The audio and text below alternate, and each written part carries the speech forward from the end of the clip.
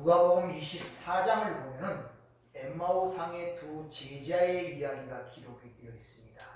거기서 예루살렘을 떠나 엠마로 가는 두 제자를 만난 주님께서 자신을 알아보지 못하는 그들에게 이렇게 말씀하십니다.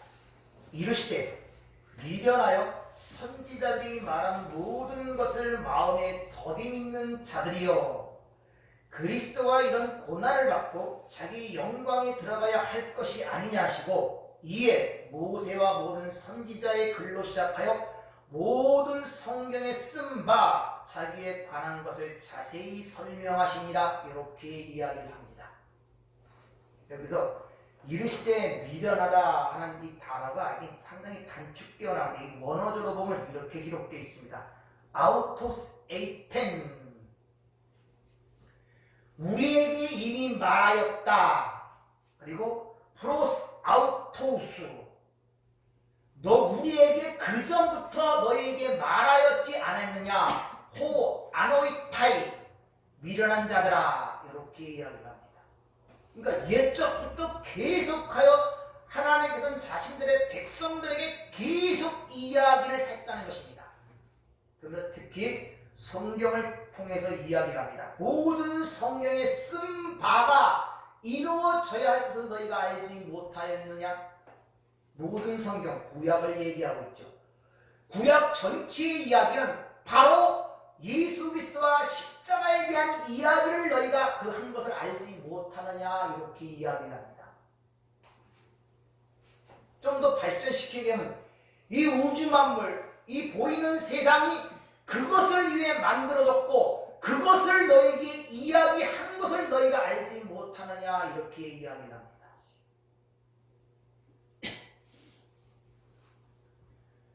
여러분이 자신이 예수를 믿고 하나님을 만난 그 순간부터 여러분들에게 말씀하신 것이 아니라, 이미 여러분은 창세부터 선택한 하나님의 백성들은 태어나면서부터 하나님이 여러분들에게 상황과 어떤 환경과 여건을 통해 계속 말씀하고 계셨단 말이에요. 근데 그전에는 그걸 알아먹지 못했어요.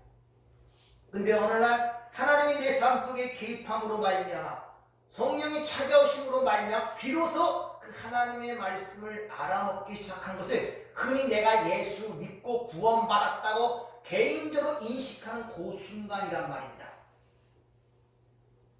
따라서 여러분들이 예수를 믿고 성령을 통하여 거듭난 사람이라면, 눈이 열려 귀가 열린 사람이라면, 여러분이 예수를 알지 못한 과거의 이런 모든 것들도 하나님이 나에게 이런 걸 가르치셨고, 이럴 때 나와 함께 하셨고, 그럴 때 이게 하나님의 역사였고, 그 은혜로 내가 여기에 서 있는 줄을 알아야 된단 말이에요. 네. 그걸 모르기 때문에 옛날 것들은 다 상처를 받고 있는 거예요. 그때는 은혜가 없었던 걸로 아는 것입니다. 오늘 주님께서도 그 모든 것은 예수 그리스도의 그 십자가의 사건을 이야기한다고 하는 그 전제 조건 아래서 지금 십자가상에서 일어나는 모든 것들은 바로 그것을 설명하고 있는 거예요. 물론 2000년 전에 예수의 십자가의 사건 밑에 그런 현상들이 일어났어요. 그러나 그 자체로만 보는 것이 아니라 그 안에 하나님이 담겨진 메시지가 있단 말입니다. 우연히 예수가 십자가에 못 박힌 곳에 두 강도가 같이 못 박힌 것도 아니고, 예수님의 머리패 위에 유대인의 왕이라는 말이 히브리, 로마, 헬라어로 적힌 것도 아니고, 예수님의 옷이 밟아벗겨져 밑에 로마 군병에 의하여 나누고 제비 굽는 모습이 기록된 것도 아니고, 괜히 옆에 있는 자기 육신의 어머니에게, 제자에게 어머니를 위탁하는 그런 전체적인 것들은 우연한 것이 아니라 거기에 하나님의 메시지가 담겨 있단 말입니다. 그걸 성경을 통해서 배움으로 말미암아 여러분 삶 속에, 현실의 삶 속에 주어진 모든 상황과 환경들, 여러분 하나님의 백성이라는 그 안에 하나님의 메시지가 담겨 있음을 알아야 된단 말이에요. 단순한 삶이 아니라. 그걸 모르기 때문에 답답한 거예요.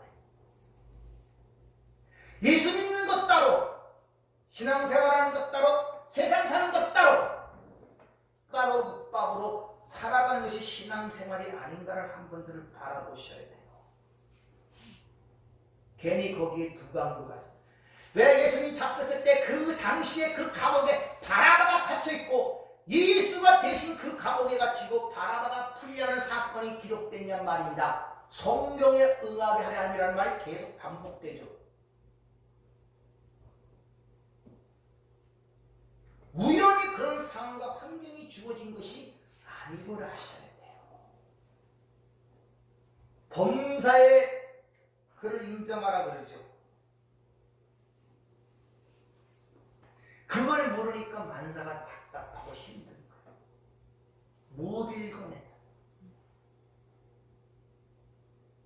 여러분이 지난 살아온 과거, 태어나서부터 내가 예수 믿을 때까지 하나님을 하는 것들이 그때의 인생이 하나님의 은혜로 보여지고 하나님의 메시지로 보여지고 내가 그때도 하나님의 선택한 백성 효과를 깨닫고 있습니까?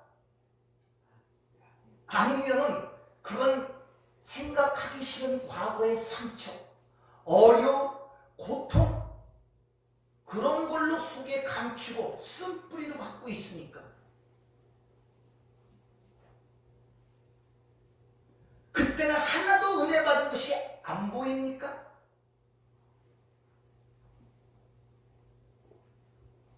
이런 문제들을 질문들 해보셔야 돼요. 이미 과거온 앞으로 일어날 일은 내가 모르니까지만 이미 살아온 인생은 내가 돌이켜볼 수 있는 지혜가 있잖아요. 이제 그거에서 떨어져서 제대로 객관적으로 볼 수 있는 눈이 있잖아요. 이제 하나님의 지식을 알고 성령이 내가지고 진리, 말씀을 통해 배운 지식이 있잖아요.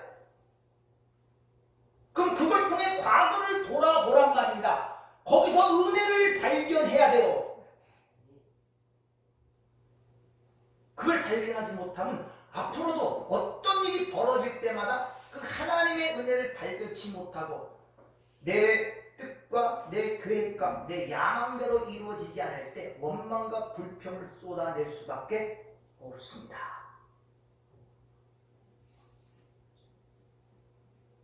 오늘 본문을 보면 주님 십자가에서는 내가 목마르다 한 이 사건도 단순히 목마르다는 그 말을 통하여 예수님 십자가 지고 피를 흘리니까 그 고통 때문에 그러는구나 하는 단순한 이야기가 아님을 우리가 짐작할 수가 있잖아요. 앞에서도 제자 로마 군병들이 옷을 나누는 사건도 이미 성경에 예언되어 있고 그걸 통해 하나님이 하시는 말씀을 우리가 지난주에 배웠잖아요. 그리고 로마 군병이 목마르다 하니까 해면에 신포도주를 맺죠. 웃을 취하며 입에 대는 그 상황도 뭔가를 그 안에 담아 우리에게 지금 던지고 있다는 것입니다. 어떤 메시지를, 어떤 교훈을, 가르침을. 그래서 친히 오늘 보면 요한이 설명을 하죠. 하나님이 성경을 응하게 하려 하심이라 친히 설명하죠. 즉 하나님이 그렇게 하셨다는 거예요. 그러면 하나님이 그렇게 하셨으면 그러한 행동과 그런 것을 통해 지금 우리에게 뭘 이야기를 하고 있는 거예요. 구원을 이야기하고 있단 말입니다. 복음을 이야기하고 있단 말입니다. 시편 69편 21절에 보면 이미 그들이 쓸개를 나의 음식물로 주며 목마를 때 초를 마시게 하였사오니 이 신포도주를 준 그 사건이 이미 구약의 예언이 되어 있습니다. 이 내용들이 마태복음에 보면은 쓸개를 탄 포도주라고 그러고 마가복음에 보면 몰약을 탄 포도주라고 얘기합니다. 근데 거기서는 마시지 아니했다고 기록이 됩니다. 왜냐하면 쓸개를 탄 포도주나 몰약을 탄 포도주는 그 당시에 진통제로 사용하던 것이었습니다. 근데 주님은 우리를 위하여 마지막 한 방울까지 진노의 잔을 다 마시고자 하는 의도로 그런 것들을 거절하셨음을 우리에게 보여줄 뿐만 아니라 오늘 근데 신포도주는 받으셨다고 기록하고 있어요. 이 신포도주라는 것은 그때 포도주가 여러 종류가 있는데 아주 하급 병사들이 먹는 싼 포도주입니다. 그것을 해면이라는 곳에 적시어서 우술초에 매어 입에 대셨다 그래요. 근데 대셨다는 말이 이게 발랐다는 말 같은 의미를 갖고 있는데 거기에서 이 상황을 풀 수 있는 단어가 우술초라는 단어입니다. 우술초. 신학성에서는 딱 두 번이 그리고 성경 전체에서 8번이 그거 되는데 그 우슬초가 출애굽기 12장 6월절 사건에 거기 드러나고 출애굽기 20장 24장 10계명을 통해 그들과 하나님의 언약을 맺을 때 이 우슬초가 거기서 드러나요. 근데 이 우슬초라는 단어가 드러날 때 반드시 같이 드러나는 단어가 피입니다. 그래서 이 우슬초에 대한 구약의 이야기를 여러분이 있고 알고 계시다면 이것이 무엇을 이야기하는구나 금세 여러분 알아차릴 수가 있어요.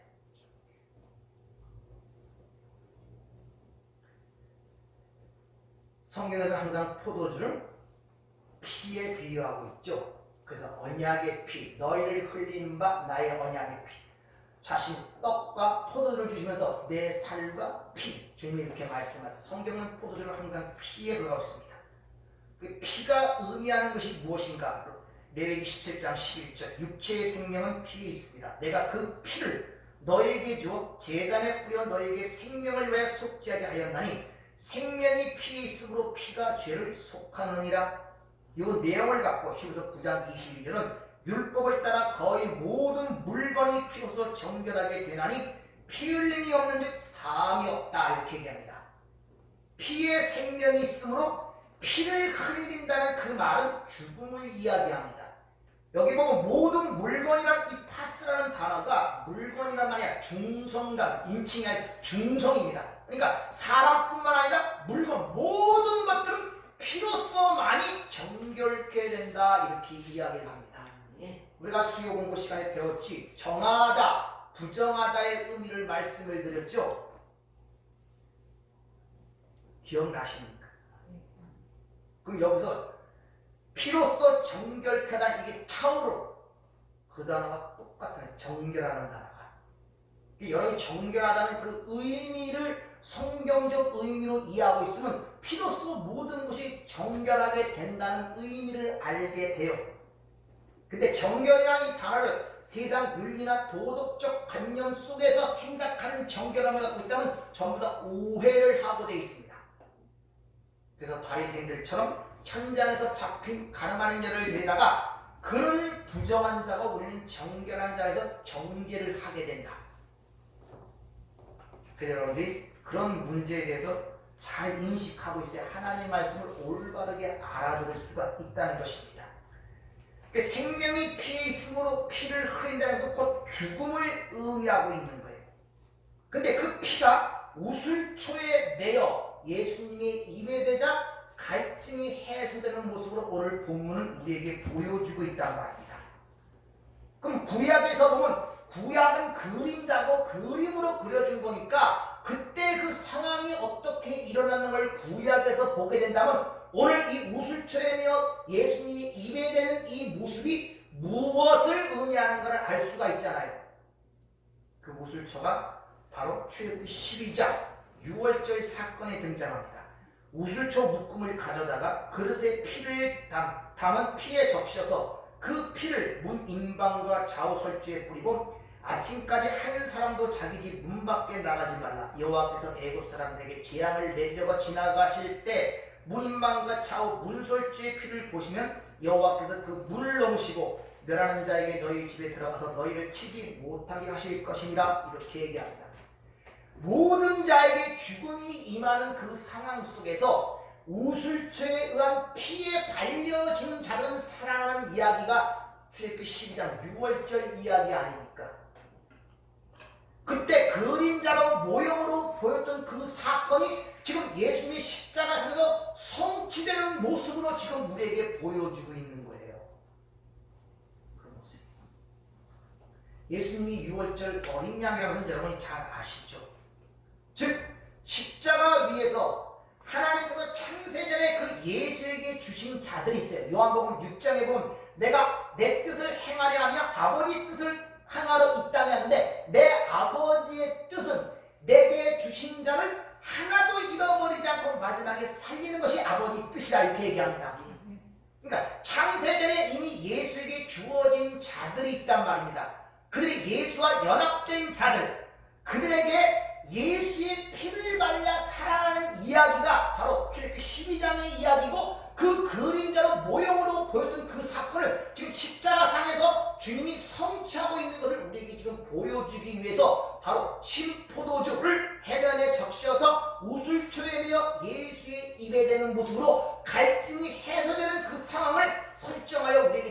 가르쳐주고 있는 거예요. 다시 말하면 예수님의 죽음이 무엇을 의미하는가를 우리에게 좀 설명하고 있단 말입니다. 그 죽음이 무엇을 의미하는가?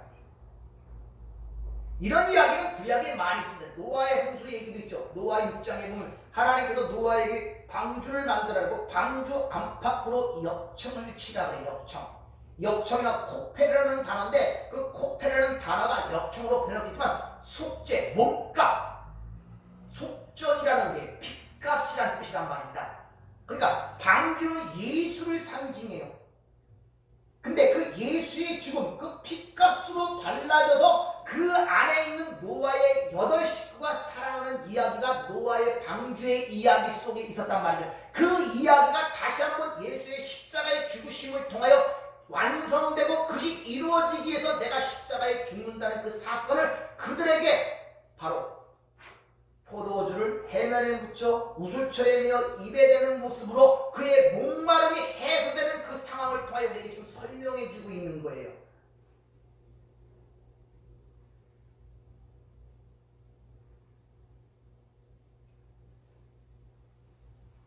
전혀 감동이 안 되는 신분. 무슨 말인지 모르겠습니다. 여러분의 실제적 삶 속에서 적용을 시키자면 여러분의 삶의 모든 것들, 예외가 없어요. 닥치는 모든 것들, 그것은 뭐를 가리키냐면 너희가 은혜로 인하여 구원을 받았음을 가리키기 위해 주어지는 교묘되고 시청각 자료란 말입니다. 여러분 삶 자체가 그걸 그렇게 보지 않고 그 안에 담긴 그 내용을 보지 않고 삶 자체로만 보면 그게 거짓말하고 그게 멸망하는 길이라니까요. 그게 바로 육신의 정욕, 안목의 정욕, 육신의 정욕에 따라 살아가는 삶이에요. 그 자체만 그렇게 보면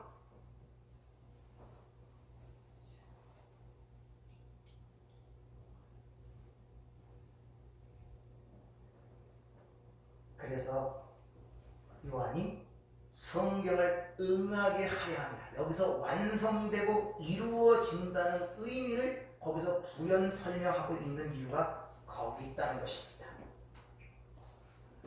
구약의 그런 얘기들이 그림자로 모형으로 사건의 역사 속에서 쭉 어떤 사건을 통해서 계속 하나님이 이스라엘 백성, 유다족 속들에게 계속 얘기를 했잖아요. 구약 전체가 이스라엘의 역사 아닙니까? 살아온 얘기들 아니에요. 그 안에 담궈서 그들에게 줬단 말이에요. 그런 삶을 살아왔고, 그럼 그런 것들을 거의 구약을 전체를 달달 외우고 있다시피 한 바리새인들, 서기관들은 그걸 가르치고 암송하고 배우고 있었음에도 불구하고 그게 진짜 담고 있는 것이 무엇인지를 몰랐단 말이에요. 이게 얼마나 안타까운 일이에요. 그들을 향하여 외식하는 자들아, 독사의 새끼, 즉 마귀의 자식들아, 이렇게 신라라고 주님께서 말씀하고 있단 말입니다. 자기들이 그런 역사를 살아왔어요. 그리고 그들에게 기록된 말씀으로 줬고 예식과 의식으로 줬단 말입니다. 그걸 계속 행하고 가르쳤으면서 전혀 못 알아보는 거예요. 그들만 그런 것이 아니라 여러분의 인생도 태어나서 결혼하고 크고 장사하고 태어나서 가정을 이루고 자식을 낳고 늙고 병들고 죽고 사회생활, 이웃생활, 이 모든 것들을 통해서 그걸 담아줬는데 그것만 살아가고 그것만 보는 거예요. 바리새인과 다를 데가 없어요. 우리도 그걸 아시냐는 것이죠. 똑같아요. 바리새인들과 우리도. 그리고 바리새인들이 사는 것 보는 것으로 가르쳤을 때 우리도 역시 세상을 향하여 세상에 보이는 것으로 그들을 계속 얘기를 하고 있단 말입니다. 얘기. 이걸 거짓말이라고 해요. 그리고 진짜 신을 이루지 아니하니까 살아나질 못하는 거예요. 뭐 내가 살아야 살아있는 걸 주죠.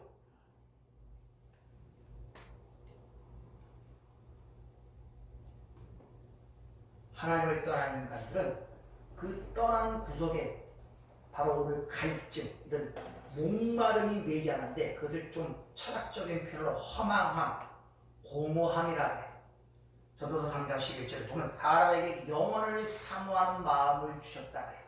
근데 피조물이라는 그 자체가 유한성과 한계성을 갖고 있기 때문에 절대 영혼을 채울 수가 없단 말입니다.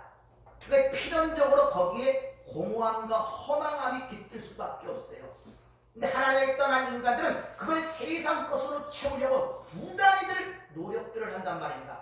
지난주에 말씀드린 것처럼 자신의 부끄러움을 가리기 위하여 세상이 생각하는 가치와 명예와 재물로 그 옷을 해입어 부끄러움을 가리려는 그런 수고하는 그런 인간들의 모습과 동일하단 말입니다. 그 하나님을 떠난 그 허공한 헛된 자리에, 허망한 자리에 세상 것들을 자꾸 채우려고 하는 거예요. 실제 우리의 모든 삶의 애씀과 수고와 노력은 바로 그 갈증을 채우려는 하나의 지나는 몸짓에 불과하단 말입니다.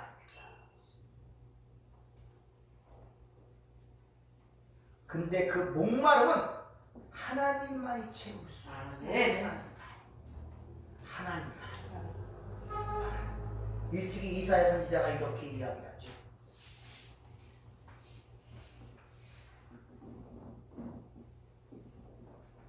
이사야 53장 1절부터 3절까지.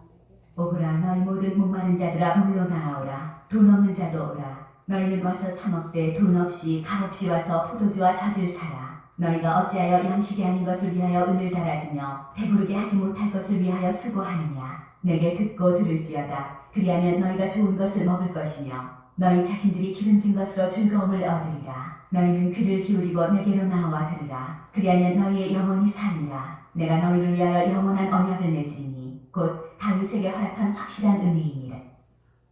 너희가 왜 배부르지 못할 떡, 양식이 아닌 것을 위하여 은과 금을 달아주냐, 이렇게 질문을 하고 있습니다. 배부르지 못할 것, 또 양식이 아닌 것, 오병의 기적을 일으키고 그것에 의하여 찾아온 그들에게 얘기를 하죠. 너희가 썩을 양식을 구하지 말고 썩지 않을 양식을 구하라. 근데 그 썩지 아니하의 그 양식은 주님이 주신다고 그러죠. 여러분, 이것에 대한 요한복음 4장에 보면 바로 사마리아 여인에서 그 이야기가 잘 나타납니다. 요한복음 4장 13절 14절 보면 예수께서 대답하여 이르시되 이 물을 마시는 자마다 다시 목마르리와 내가 주는 물은 마시는 자는 영원히 목마르지 아니하니 내가 주는 물은 그 속에서 영생하도록 솟아나는 샘물이 되리라. 남편, 발, 주인이란 뜻이 발이라는 뜻입니다. 세상의 힘을 상징하는 남편 5을 바꿔가면서 그 목마름을 채우려 했던 그 사마리아의 여인이 찾아와갖고 네가 그런 곳은 절대 그 목마름을 채울 수가 없으니 내가 주는 물만이 그 목마름을 채울 수 있음을 말씀하고 계시단 말입니다. 그 물. 오늘날 이 시대의 교회를 보면은 다 그래요. 이 사마리아의 여인과 같아요.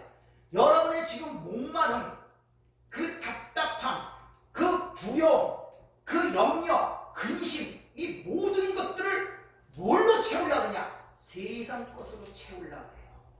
아직도 거기에 대한 미련을 못 버렸습니다. 내가 삶이 고통스럽고 삶이 힘들고 내가 불행하고 내가 고민하고 내가 염려하고 내가 두려워하고 내가 불안한 이 모든 것들의 원인을 어디서 찾느냐? 세상 것이 부족해서 그래요.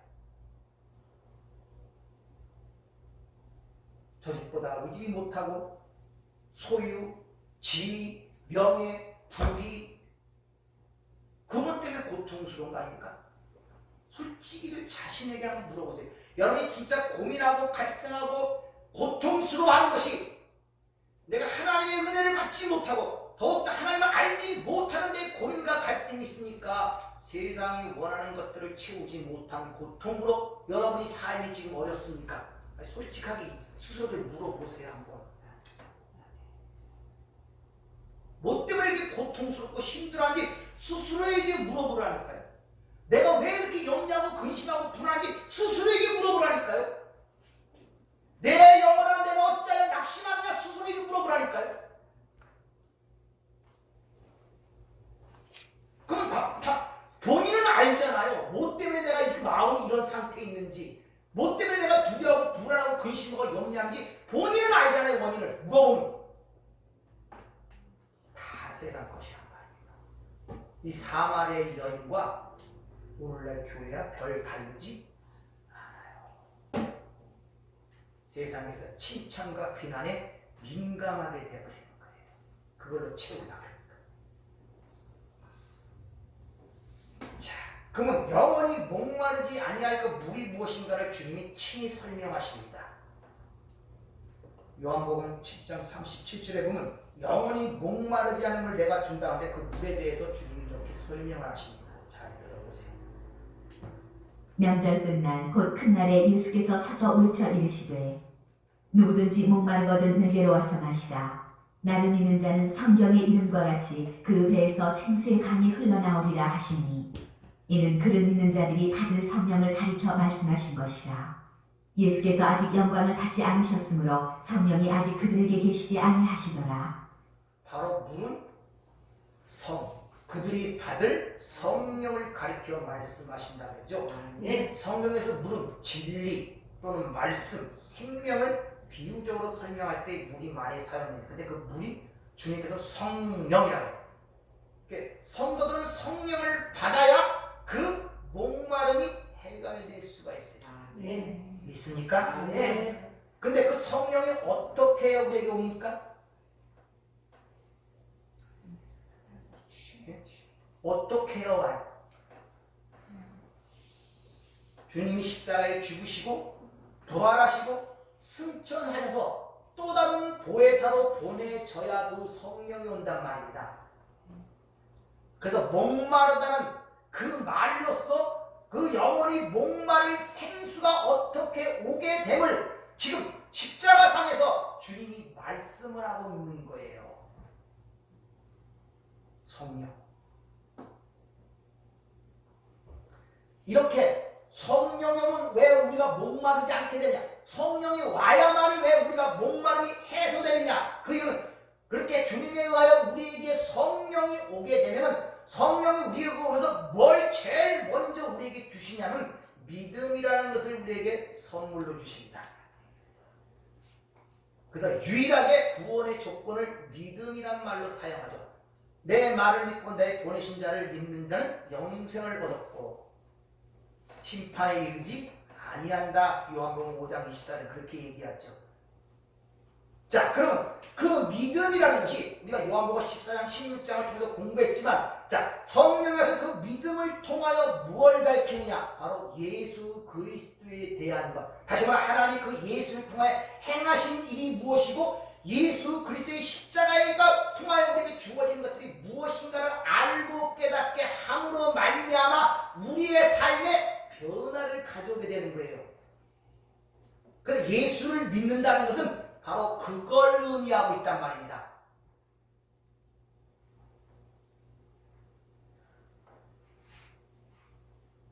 그래서 그분의 하신 일, 또 그분이 행하신 일의 의미를 깨닫게 되면 나의 모든 것을 그분에게 의탁해야 된다는 두 강도 중에 무엇보다 한 강도와 같이 내 자신의 실체를 인정할 뿐만 아니라 나의 모든 것을 그분에게 의탁 던져버리는 것입니다.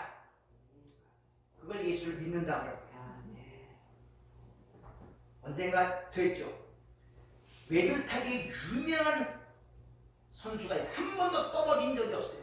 그 명성을 알게 수많은 사람들이 모인 앞에서 큰 두 건물 사이에 줄을 이뤄놓고 거기에 이제 건너간다는 그런 광고가 뜨기 때문에 그걸 아는 모든 관중들이 모였습니다. 그러다 그 관중들을 향하여 이렇게 묻습니다. 내가 여기서부터 여기를 건너갈 줄 확실히 믿습니까? 하니까 와! 하느라고 전부 다 박수를 치며 믿는데 그 전에 한 번도 뚫고 건너을 봤기 때문에 표정을 받고 기적을 받고 다 봤기 때문에 환호를 합니다. 그러면 여러분 중에 나와 함께 이 길을 걸어갈 나와보세요 하니까 그렇게 믿는다고 하던 사람이 한 명도 안 나와요. 그건 믿는 게 아니에요. 그건 믿음이라는 것은 그분에게 나를 던져버리는 거예요. 던져버리는 것. 그걸 또 다른 말로 어린 양이 어디로 가든지 따라가는 자.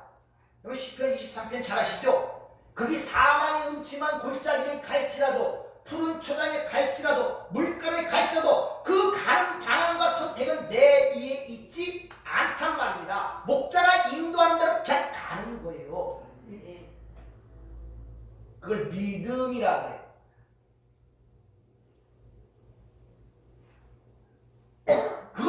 고민하셔야 돼요. 우리는 이 육신을 벗을 때까지 계속적으로 그거와의 싸움이 일어나기 때문에 우리 영적 전쟁은 믿음의 전쟁이라고 그렇게 이야기를 하고 있는 것입니다. 자, 그리고 외부적으로 물 먹고 포도주를 마시는 그런 외부적 상해라. 진짜 예수님께서 목마르다 한 그 갈증의 요인이 뭐냐? 그것은 바로 우리의 죄와 사망에 대한 것이었음을 여러분들이 아셔야 된다는 말입니다. 이 딥사우라는 이 목마름의 뜻은 어디 약간 뭐 물을 먹고 싶다 뭐 그런 정도가 아니라 물이 없으면 죽는 상황. 여러분이 그 동물의 왕국 같은 데 보면은 아프리카에 물이 마르게 돼요. 그럼 물이 다 마르고 여기 조그마한 곳에 샘이 있습니다. 거기만 물이 있어요. 그럼 거기만 물이 있으면 여기에 온갖 동물들이 다 모이는데 사자도 있고 시끄러운 맹수도 있는데 거기서 잡혀먹을 각오를 하고 연약한 짐승들도 같이 와요. 왜? 그게 없으면 죽기 때문에. 죽음을 각오하고 그 자리에 온단 말입니다. 평소 같으면 나에 보이지도 않죠. 그런 상황을 얘기하는 거예요. 그래서 예수님을 만나는 자리가 어디라고 보냈습니까? 메시지를? 안 읽어보셨습니까? 예수님이 만나는 자리가 세상에서 왕자의 자리가 아니라 어디요? 십자가의 자리에서만 그 예수를 만나는 거예요. 아시겠습니까? 세상이 추구하는 왕의 자리에서 예수를 만나는 것이 아니라 모든 사람도 버림을 받고 아무런 맥이 없고 도울 것 없는 그런 처참한 십자가의 그 자리에서만 진정한 예수를 만난단 말입니다. 거기서 진짜 예수를 만나는 거예요. 그 밖에 예수를 만나는 전부 다 가짜란 말입니다. 기적, 이적, 오병이어, 무리를 걷는 것, 십자가상에서 그를 따르고 같이 죽을 사람이 하나도 없었잖아요. 심지어 제자들까지도. 그 예수 거기서 만나는 거 아니에요. 십자가에서 예수를 만나셔야 돼요. 십자가에서.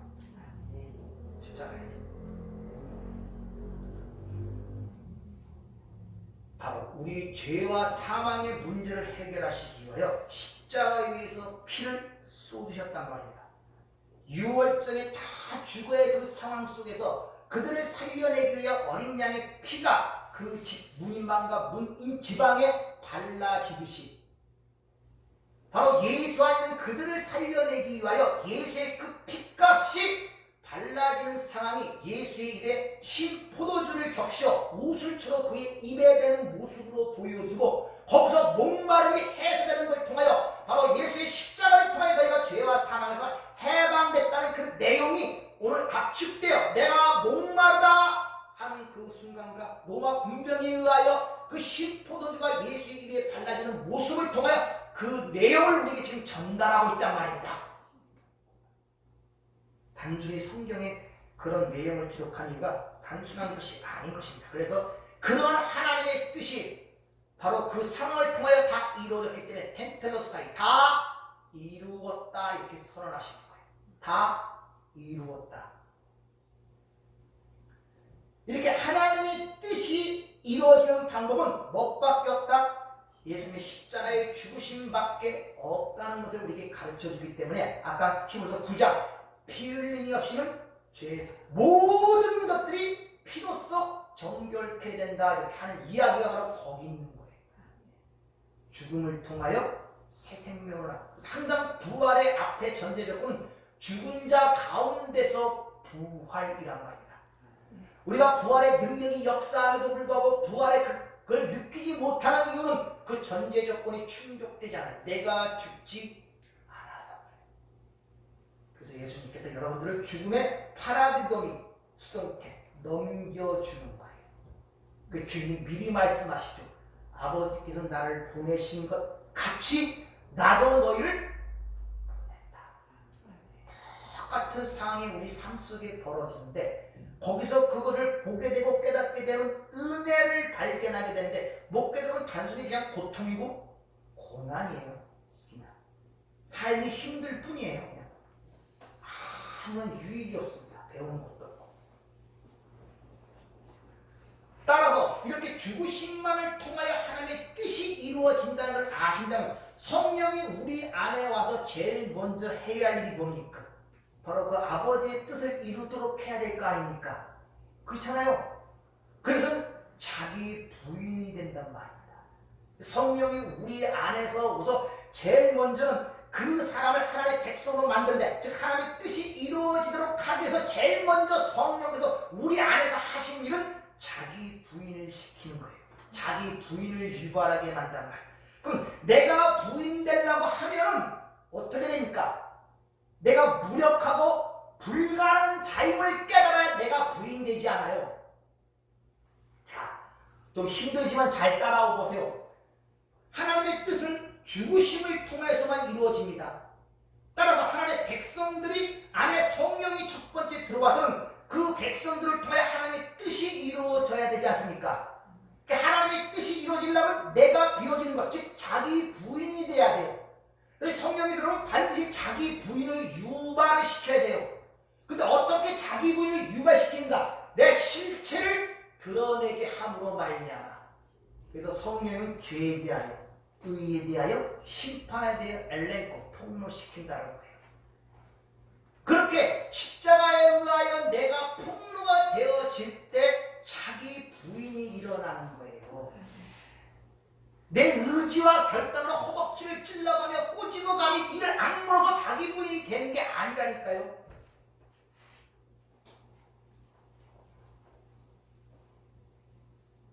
따라서 자기 부인은 성령에 의해서만이 가능하기 때문에 예수님도 이 땅에 공생을 하실 때 성경은 예수께 성령과 능력을 기름 붓듯했다 이렇게 얘기하는 거예요. 그분도 육신을 가지신 분이었기 때문에 성령이 아니고는 아버지 뜻에 순종할 수가 없었기 때문에 공생의 시작까지 아니 성령 충만으로 잉태되어 공생이 시작할 때 성령이 그에게 임했고 평생 동안 기도를 또 성령과 그가 하면서 죽을 때까지도 성령과 동행하는 삶을 보여준 거예요. 예수님도 하물며 우리는 두말할 나이가 없죠. 그래서 주님이 그런 상황을 알기 때문에 아버지께서 나를 보내신 것까지 나도 저희를 세상에 보내었으니 아버지 저희들을 진리로 거룩하게 해주시고 저들을 지켜주시고 악에서 보호해주시고 그렇게 17장, 요한 11장에 기도하시는 이유가 바로 거기 있단 말입니다. 그래서 때로 우리의 삶 속에서도 예수님과 같은 고백이 나올 수밖에 없어요. 엘리 엘리 나마 사박다니 나를 어찌하여 버려두시나이까? 나를 왜 돕지 아니하시나이까? 그리고 때로는 하나님과 관계없이 살아가는 내 자신을 보면서도 처참하게 느끼기도 하고 하나님 나를 버려두시나 이런 외로움과 고독함과 부르짖음이 있는 이유가 뭡니까? 바로 예수님 같은 삶을 사는 거예요. 그럴 때마다 나는 구원받은 자가 아닌가 하는 절망 속에 빠지는 것이 아니라 주님처럼 바라봐야 돼요.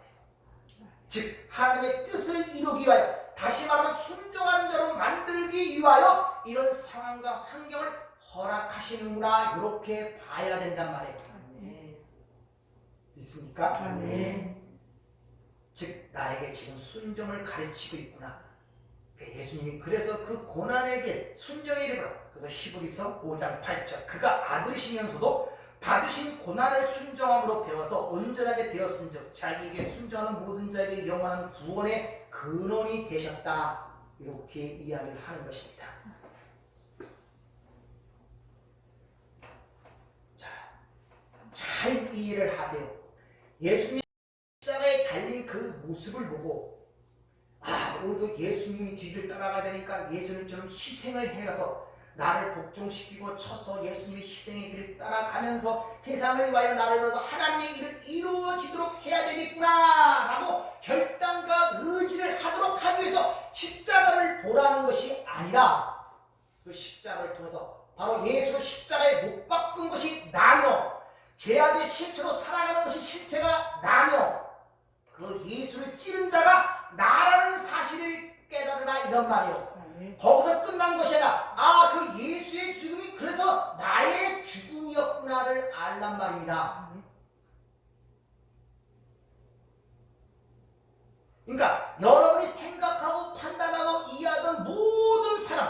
세상이 정의하는 모든 옛 사람이나 사람에 대한 관계라는 이 모든 것들은 예수와 함께 십자가에 못 박아 죽었단 말이에요. 죽었단 말이에요, 여러분들. 그 죽은 자 위에 살지 마세요. 근데 왜 아직도 이 썩을 육신을 입혀놓고 아직도 이 신앙생활의 여정을 걷게 하느냐? 왜겠습니까? 그걸 알아먹도록. 그걸 알아먹도록. 네가 구원받기에 어떤 존재를 알아먹도록.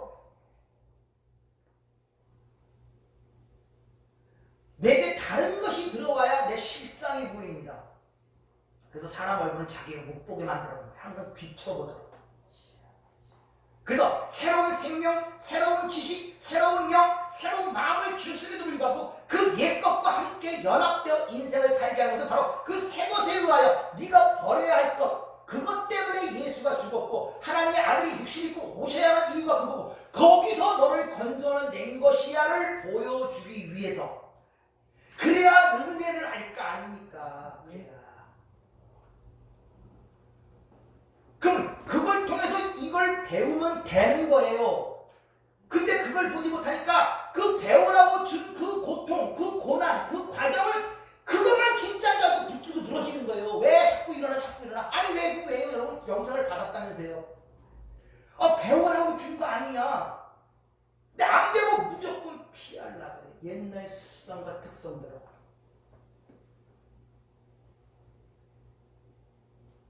여전히 그 단계를 밟아서 가는 거예요.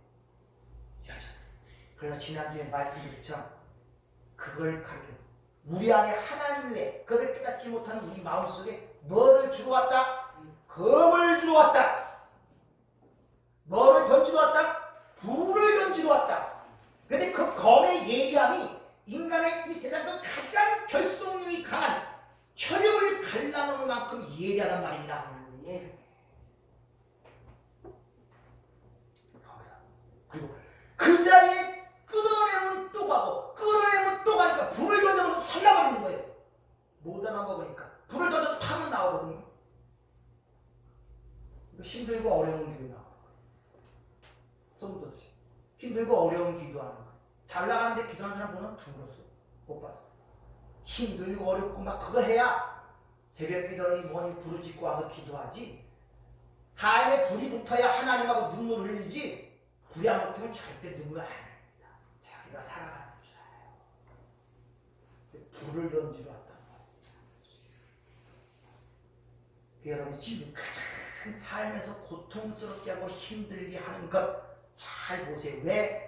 그것이 왜 나의 삶에 가장 그 힘들고 어렵게 하는 것으로 만드는 걸 잘 보란 말입니다. 그 말은 뭐냐? 가장 내가 관심을 갖고 가장 애정을 갖고 가장 소중하고 가장 가치 있게 여기기 때문에 힘든 거예요. 그러니까 그게 엄청 힘든 거예요.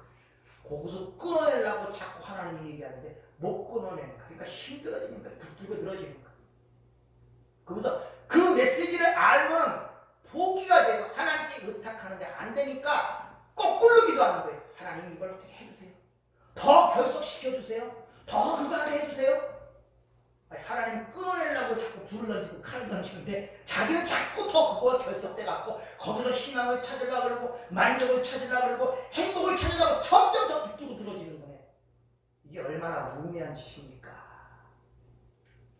우리 그런다니까 우리 인생들이요. 여러분들 잘 보면은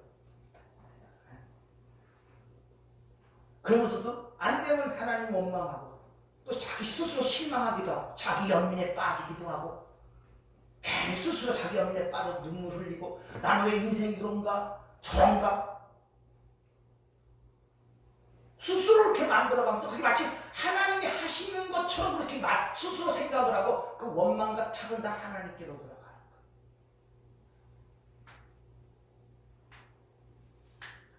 켄 텔러 스타일 완료 수동태라는 자체는 너희 자체로도 너희가 할 것이 아무것도 없다 이 말이에요. 수동태라는 것은 즉 우리가 이 길을 걸어가는 데 있어서 우리의 의지와 노력으로 걸어가는 것이 아니라 구레네 시몬의 이야기를 통해 말씀드렸지 어느 날 갑자기 찾아오신 하나님에 의하여 원치 않는 십자가를 지고 이 길을 걸어간다는 사실을 여러분이 아셔야 된단 말입니다. 즉 무슨 말이냐? 여러분이 진짜 자발적으로 좋아서 원해서 그 길을 가는 사람이 거의 없어요. 네? 겉으로는 뭐 할렐루야 하고 아니에요. 속으로 다 썩 뭉듭니다. 자발적으로 하는 사람 없습니다. 육신을 갖고 있는 사람. 그래서 하나님께서 보혜사 돕는 자를 보내어 네가 원치 않는 것으로 끌어낸다고 베드로를 찾아간 주님이 그렇게 말씀하시죠. 그래서 수동태. 왜 하나님께서 이스라엘 백성들을 400년 동안 종려했는데 찾아오셔갖고 그 약속의 땅으로 바로 데려다 주시면 얼마나 편합니까? 일부러 광야 속으로 몰아넣잖아요. 400년 동안 애굽에는 애굽 사람, 세상 사람. 그래서 광야 40년 동안 그들의 연약함과 불가능함, 부정함들을 폭로시키는 거예요. 폭로시키는 방법으로 되는 것이 아니라 그 애굽에 나온 장정, 보행하는 장정 60만이 광야에서 다 죽고 새로운 60만이 요단강을 건너 약속의 땅으로 들어가는 것이 우리 구원의 신앙생활의 현장이란 말입니다. 그래서 교회를 막벨라 양의 우리 여기 와서 여러분이 옛사람이 죽는 곳이에요. 여러분들 그 옛사람의 치장을 잘하고 인쾌를 잘해서 밖으로 용사를 만들어 호랑이와 사자를 만들어 힘있는 사람으로 만들어 세상에 보내는 곳이 교회가 아니라 여러분이 여기서 옛사람이 완전히 죽고 어린 양의 이리 가운데 보내는 것 같이 그런 모습으로 나가는 것이 우리의 신앙생활이란 말입니다. 그러니까 자꾸 이기려고 하지 마세요.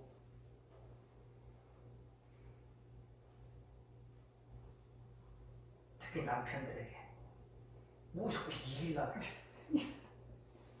자꾸 산자와 산자의 죽은 자의 차이가 얼마나 되고 이기려고 절대 이기시면 안 됩니다.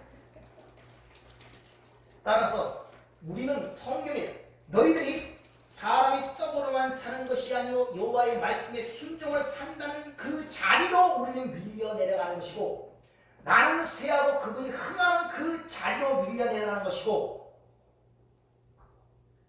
오직 예수 그리스도의 십자가의 은혜와 그 공로만이 나의 유일한 구원의 방법을 인정하는 그 자리로 밀려 내려가는 것이 우리 신앙생활의 현장이란 말입니다.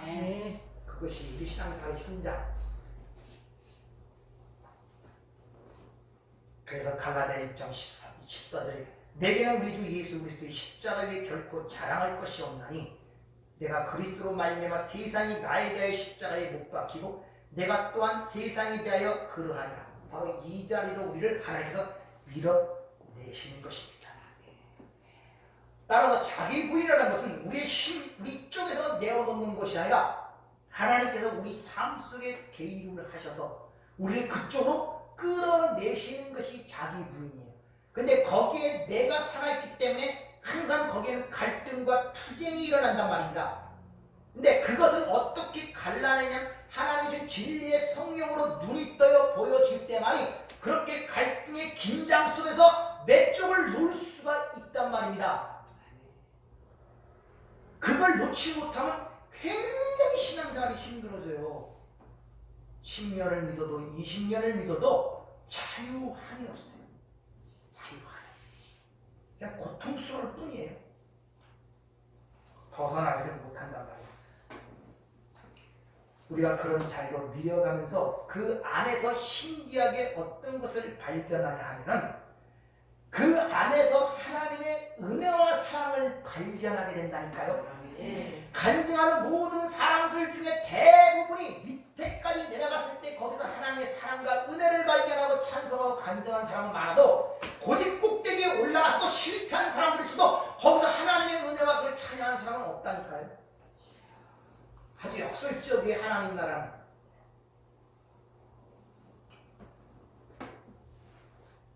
그래서 고린도서 4장 11절에 보면 분명히 얘기합니다. 우리 살아있는 자가 항상 예수를 위하여 죽음에 넘겨지는 파라디덤이 수동태입니다. 하나님에 의하여 내어줌이 된단 말입니다. 왜냐? 예수의 생명이 또한 우리 죽을 육체에 나타내게 하여 합니다. 넘겨주는 거. 넘겨줌으로 말미암아 그 죽는 데서 예수의 생명이 드러나는 것을 파내려고 세상에 보이기 위하여 우리를 그 자리로 내어준단 말입니다. 누가? 하나님. 그럼 여러분들이 그런 자리로 갔을 때 거기서 하나님의 은혜를 보게 되고 사랑을 발견해도 하나님의 구원의 메시지로 예수님이 왜 이 땅에 오셔야만 했으며 왜 예수의 십자가가 죽음이 반드시 우리 구원에서 필요했던 필연성을 느끼게 돼요. 그걸 느끼는 동시에 내가 어떠한 존재임을 동시에 깨닫게 되고 그 안에서 하나님의 그 말로 다 할 수 없는 사랑을 감득하게 될 때 그 사랑의 설득이 되어 모든 걸 항복하는 그 자리로 내려가게 된단 말입니다. 거기서 찬양이 터지는 거예요.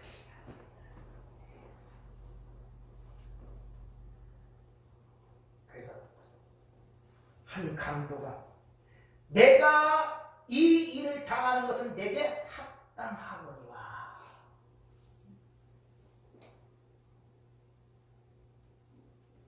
당신이 당하는 것은 합당하냐. 당신이 죄가 없는데도 이 일을 당한다는 거죠. 자, 내가 이 일을 당하는 것은 내게 합당하다는 거예요.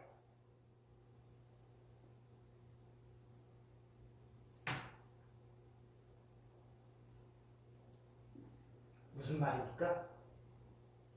여러분이 현재 삶에서 고통으로 당하는 것은 내게 당연한 거란 말이에요. 왜 그런 일이 일어나는가 아니란 말입니다. 오히려 내가 그런 것도 받을 존재도 못 되는데 그나마 하나님이 나를 보호하셨기 때문에 이만한 위치에 있구나 이렇게 거꾸로 느껴야 되지 왜 내 삶 속에 이런 문제가 당하냐 그러면 안 된단 말입니다. 나는 이런 일을 당하게 합당한 존재란 말입니다. 병들어 죽어도 할 수 없고 교통사고 당해 죽을 수 없고 다 잃어버려도 할 수 없습니다. 나는 당연한 자입니다. 왜? 나는 죄인이기 때문에 멸망을 죄인이기 때문에 이렇게 인정이 돼야 된단 말입니다. 그래야 내가 누군가를 아는 사람이에요. 아니고 내 삶 속에 왜 이런 문제가 일어나느냐? 자기 욕심이란 말입니다. 내가 아직 죄인인지 몰라요. 그렇게 깨닫게 되면 전부 다 그렇게 원망스러운 것들 중에서 진짜 하나님의 은혜가 보이셔요. 이야, 내가 이런 자에도 불구하고 하나님이 이런 은혜를 주셨구나. 진짜 내 생활이나 이런 생각이나 나는 행동거리나 내가 또 그러나 나는 절대 병들어 죽어야 되는데 그나마 하나님이 지켜주실 때 요만한 건강을 지키고 있구나. 내 머릿속과 상상 속에 하나님을 한 번도 생각하고 일주일 동안 살았는데 그나마 하나님의 사랑이 있었기에 오늘 이 자리에 있었구나. 하나하나가 다 하나님의 은혜를 보이기 시작하고 그걸 보지 못하면 한참 멀은 거예요. 아직도 살아가기도 너무나 힘든 거. 하나님 계속 던져놓거든요. 깨달으라고. 하나님 나라는 졸업해야 하고. 아시겠습니까? 경간의 나라 졸업해야 해요. 사지 육신이 절단돼도 배울 건 다 배우고 가야 돼요.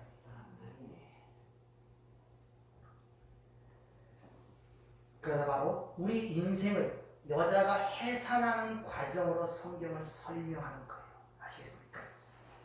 하나님의 신부, 하나님의 백성을 신부, 여자라고 해요. 여자는 교회를 상징한다고 했죠. 그 여자의 일생이 뭐냐? 여자의 인생이 뭐냐? 해상의 고통의 과정을 통하여 예수가 낳는 걸로 그 인생이 종결되는 것입니다. 해산의 고통. 그래서 성경은 그렇게 미리 일러주고 있기 때문에 디모데전서 2장 15절 그러나 여자들이 만일 정숙함으로 믿음과 사랑과 거룩함에 거하면 그의 해산함으로 구원을 얻으리라. 단순히 육체적으로 애를 낳는다고 구원받습니까? 그런 의미가 아니란 말입니다. 너희 인생이 여자가 마치 생명을 잉태하고 애를 낳는 과정이야. 그것을 10달이에요. 괜히 10달이 아니라. 그리고 그 여러분이 육신적으로 아이를 낳아서 키워가는 과정 속에서 네가 이런데 전적인 하나님의 은혜로 탄생되어 이렇게 자라서 이런 과정 속에서 이런 보호가 돌보시면서 네가 그래서 성장하여 어른이 되는 거예요.를 가르쳐주는 거야. 그래서 모든 동물 중에서 인간의 첫 번째 탄생이 가장 연약하게 태어납니다. 동물들은 태어나자마자 일어서고 젖을 빨고 달립니다. 근데 인간은 태어나자마자 아무것도 없어요. 하나, 젖 빠는 것밖에 없어요. 보지도 듣지도 느끼지도 못합니다. 그것도 젖을 물려줘야 묵니다. 그리고 뭡니까? 뒤집지도 못해요. 꿈틀대지도. 그 다음에 뒤집고 벌레처럼 기고 네 발로 깃고 이 전부 다 구원의 진리가 포함되니까 그 똑바로 서야 인간 되잖아요. 직립보에 두 발로 서야 이게 아나시스 위로 서는 거 그걸 부활이라고 해요. 똑바로 섰다 했는데 또 기어 들어가잖아요. 그래서 잠시 보여주는 모델이기 때문에 이스라엘 백성들에게 하나님 나라의 설명에서 가나안 땅을 주었듯이 그래서 인간은 가장 연약하게 태어나서 가장 많은 돌보심을 받아야만이 비로소 조금 설 수 있는 존재가 된다는 사실을 알게 너희들 어떻게 구원 어떤 존재이며 어떻게 돌보심과 하나님의 은혜가 있어야만이 사는 자 인간을 가르쳐주고 있단 말입니다. 그래서 인간은 가장 오랫동안 교육을 받는 거예요. 평생 교육을 받는 거예요. 그래서 평생. 그래서 이 마라 예수님이 항상 십자가의 곁에는 여자들이 많아요. 남자들의 이름은 설교. 여자들이 많은데 여자 이름이 다 뭐? 마리아, 마라, 쓴물이라고 합니다. 그래서 출애굽기 15, 12장, 13장인가 거기서 마라라는 쓴물, 물이 써서 먹지 못하여 죽는 그 상황 속에서 나무가지가 던져지죠. 십자가가 던져지자 물이 달아 그들이 살아나는 모습으로 그려지고 왕하 2장에도 엘리사의 사건 속에서 나오죠. 물이 좋지 않아 토산 열매가 맺지 못하고 다 떨어지고 썩어버리는 그 상황 속에서 소금 언약, 소금이 언약이 던져지니 그 물이 선하게 되어서 열매를 맺는 모습으로 구약에서 이미 여러 번에 걸쳐서 그려지고 있지 않습니까?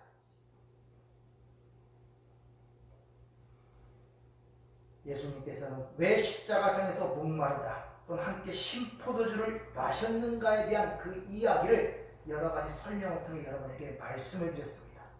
따라서 여러분들은 주님이 주시는 생수를 마실 때만이 여러분들 그 목마름이 해결된다는 사실을 알아야 되기 때문에 에베소서의 교회를 가여 성령 충만받으라. 그래서 성령을 받기 전에 제자들과 성령 받은 이후의 제자들의 모습은 하늘과 땅 차이입니다. 그 성령의 능력으로 충만하지 못하면 바로 오순절 전에 제자들의 모습과 똑같은 신앙생활을 합니다. 보이면은 뭔가 되고 안 보이면 힘들고 어렵고 눈에 보이고 만져진 것으로 신앙생활을 하게 된단 말이에요. 그런 자에게는 하나님께서 항상 어떤 식으로 말씀하시냐? 눈에 보이는 것으로 말씀하기 때문에 항상 환경과 여건이 요동을 칩니다. 그래야 알아듣기 때문에. 그걸로 강제한 자에게 그걸로 줘야 되잖아요. 말을 못 알아먹으니까 말을 못 하니까. 그러니까 보이는 것으로 주는 거예요. 그러니까 생로병사라는 그 상황 속에서 요동을 치는 거예요. 왜? 그걸로만 알아듣고 그걸로만 감지가 되니까. 근데 오순절 이후에 보이는 건 상관없어요. 감옥에 있든지 어디에 있든지 상관없습니다. 동일합니다. 왜? 그때는 주님이 그와 함께 연합이 되어 살아가기 때문에 그래요. 주님이 어디 계십니까? 어디 계십니까? 자신이 없습니까? 내 안에 있다고? 왜 자신 없이 말을 안 되는지 아십니까? 우리는 복음 함줘야 돼. 그래야 확신 있게 이게 보지 못하고 만져지지 못하고 확신 있게 얘기가 되질 않아요. 믿어지지 않기 때문에. 그게 뭘 의미하는지 모르기 때문에. 뭔가 손에 쥐어지고 만져져야 확신이 있는데 지난밤에 뭐라도 봐야지 예수가 있다고 얘기하는데 본 적도 없고 만져진 적도 없고 체험된 적도 없거든요. 그러니까 있다 그러면 어디지? 있다 그러자니 그렇고 없다 그러자니 그렇고 우리는 항상 모순 속에 살아가게 된단 말입니다. 아직도 말씀을 믿는 것이 아니라 그 언약을 믿는 것이 아니라 세상 것을 따라서 그것에 의하여 믿음의 근거를 삼기 때문에 그렇다는 것입니다. 그러나 주님이 내 안에 계시다는 것이 확신되고 그것을 감지한 자들의 삶은 오순절 위에 제자의 삶 것처럼 죽음이나 감옥이나 아무런 상관이 없습니다. 그 뭔 상관이 있어요? 뭔 상관이 있어요? 여러분 삶 속에 어떤 영향을 끼칠 수가 있겠습니까? 뭐가 여러분 삶에 영향을 끼칠 수가 있겠냔 말이에요. 생각들을 한번 해보세요. 주님이 우리 안에 계시냐 믿습니까? 네. 영으로. 많이 어떤 데서 이해한처럼 주님이 다시 오실 때 저 공중에서 백마를 타고 오는 그건 내 밖에 예수를 보게 되면 그때 다 심판이고 저는 죽는 자들이에요. 여러분들 아시겠습니까? 주님이 다시 올 때는 그때는 심판의 주로 오신단 말입니다. 그 심판의 주를 눈으로 보면 멸망이라니까요. 재림이라는 파로디아는 이 말은 뜻은 내 안에 계신 주님이 나타나는 거예요. 근데 우리는 지금도 예수님 재림하면 어떻게 공중에서 솔로몬처럼 구름을 타고 오든지 큰 빛이 오든지 그런 어떤 사고방식 속에 살아가고 있어요. 그때 눈을 보면 다 죽인 그 심판이란 말입니다. 지금 내 안에 주님이 계세요. 뭘로? 영으로. 다른 말 뭘로? 말씀으로. 성령으로. 내게 너에게 이런 말은 영이요 생명이니라. 자, 이제 생각해보세요. 영이요 이런 말은 영이요 생명이란 말입니다. 하는 말이 영으로 들려야 돼요. 근데 그 영으로 들리는 방법은 그 성령에 의해서만이 가능하단 말입니다. 네. 성령에 의해서만이. 네. 아니면 전부 다 그 말이 영으로 안 들려요. 소리로 들리지. 그러니까 해석이 안 되는 거예요. 소리는 나는데 무슨 말인지 알아듣지를 못한단 말입니다. 알아듣지를. 우리가 신구약 66권에 기록된 말씀을 써줘도 못 알아들으니까 그 바리새인들이 그런 짓을 하는 거예요. 네가 영광의 주를 알아봤다면 그 십자가에 못 박지 않았다고 얘기하는 거예요. 세상은 앞으로도 좋아질 거라고 생각하지 마세요. 그런 사고방식 갖지 마세요. 성경에서 어긋나잖아요. 갈수록 점점 재앙이 심해질 것이라고. 요한계시록 배웠잖아요. 갈수록 심해진단 말입니다. 3분의 1, 4분의 1, 3분의 1, 나머지 다. 근데 우리 의식과 사상 속에는 앞으로도 세상이 좋아질 거라는 기대감이 있어요. 과학도 발전하고 문화도 발전하고 의식도 발전하니까 뭔가 편해지고 좋아진다는 이런 기본 개념의 틀에 쌓였기 때문에 전부 다 어떤 일을 당하게 되면 마치 생소한 일을 당하는 것처럼 한 번도 하나님께서 우리에게 일러주시지 않은 일이 온 것처럼 당황하고 힘들어하고 고통스러워하고 왜 이런 일이 생기는가? 아니 왜 이러게 창세기 3장이 왜 이런 얘기를 계속 얘기했다니까요. 당황스러운 거예요. 그리고 내 삶도 그렇게 보지 못하니 문제가 생길 때마다 뒤틀리는 거예요. 그걸 끊지를 못하고 아버지와 아들도 잘라놓는다고 그러는데 뭘 그렇게 연속적으로 그렇게 끈을 붙고 있습니까? 다 털어내세요. 다 털어내십니다. 여러분들 인생 이제 한갑 지나는 시점이 있고 전부 다 그렇잖아요. 이제 50에 지천명이야. 세상도 50대 지천 하늘의 명을 알고 60대 세상으로 떠나는 거예요. 이게 한갑자 사는 이 세상을 죽은 거나 마찬가지예요. 그래서 제사상을 받는 거예요. 한갑상이 제사상이 여러분들 아십니까? 한갑상이 제사 받는 거예요. 제사. 그 제사 음식과 똑같아요. 순서도 그렇고. 그러면 이제 나머지 인생은 더 많으니까 그 찬양하고 감사하며 하나하나 버려가는 그런 삶을 살아야지.